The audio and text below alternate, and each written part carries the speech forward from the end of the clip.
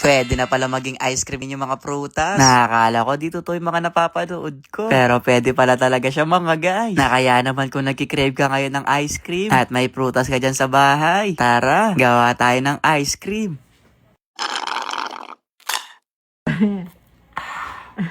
Guys, sobrang tigas ang mga prutas. Tingnan nyo. Tinakas ko na nga muna pala yung mga prutas ni mama dito. Na ang dami nga yung prutas para mag-New Year. Na dahil di pa New Year mga guys, gagawin ko na nga muna siguro itong mga ice cream. Na napanood ko lang to. Nagamit nga itong mga prutas mga guys, pwede ka na daw makagawa ng ice cream. Na yung iba nga pakukat yung ginagawa nila. Pero yung sa akin nga, lahat nga ng prutas nga na nandito, gagawin nating ice cream. Pero sa kutsilyo ko nga gamit mga guys. Mukhang di yata kakayanin to ah. Isa lang pala yung gagamitin natin dito. Kasi pag dinalawa, baka maging pakto no mga guys. Chot! Mukha nga matamis tong pakwan. Na yung gagawin nga lang natin dito mga guys. Bubutasan natin to sa gitna. Pero itong melon mga guys, meron ng butas to. Pero kung yung melon sa inyo wala pang butas, butasan nyo na lang siguro. Chot! Pero seryoso mga guys, excited na ako sa gagawin nating ice cream ngayon. Na mahilig din kasi talaga ako sa ice cream. At saka na din sa prutas. Kaya kung kayo mga guys, papapiliin kayo sa mga gagawin kong ice cream ngayon dito, anong pipiliin nyo? Ay ba't pinapapili ng flavor, chawat, kung pwede naman lahat yan? Kaya para makapagsimula na nga tayo, niref ko na nga muna tong ng ilang araw mga guys. Na siguro nasa 2 araw na tong nasa ref. Pero siguro kahit 1 araw lang mga guys, kaya na to. Na sobrang tigas nga ng mga prutas ngayon. Na para na siyang naging yelo.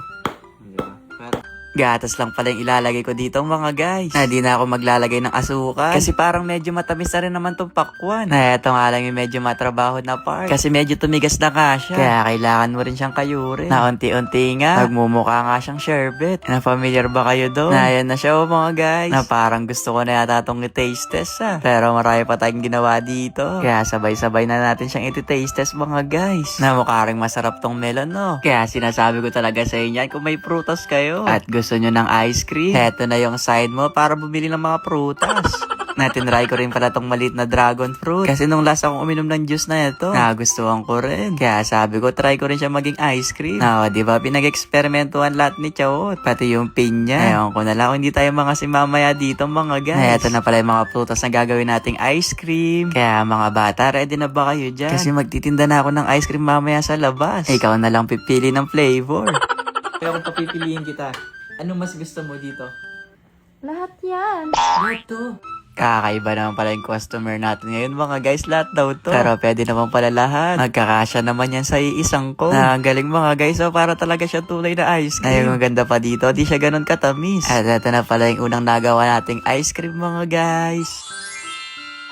Ako muna pala magti-taste test dito bago natin ibenta. Na sarap pala ng dragon fruit ice cream. Kakaiba yung lasa niya. Na promise, walang halong tiyawo. Nako, baka yung negosyo ko na niyan to Na pagkatapos ko taste test, taste test ko na rin sa nagbibideo. Dahil gusto daw niya mga guys nakabaso. Ayaw daw niya yung naka-cone. Gusto daw niya nakabaso para marami daw yung malagay. Naangkit ng ice cream natin ngayon mga guys Parang pang mamahaling ice cream din. Maglalagay nga tayo ng konting pampatamis dito. Para pampasarap ba kumbaga. Nakinuha ko na lang din pala tong straw ng gatas kanina mga guys. Nakakit siguro neto kung may maliit nga tong payo. Sarap mga guys, sakto lang yung tamis. Nag-enjoy nga ako dito sa ice cream. Diba ako lang din lahat umubos. Sarap kasi mga guys, promise. Na eto si mama nagising pa Hindi na natuloy yung siesta niya. Kaya sabi ko sa kanya, magmerienda muna ng ice cream. Di niya alam dyan mga guys, prutas yung ginamit ko dito. Sige na mga guys, agad dito na lang. Basta, ayun lang. Bye-bye!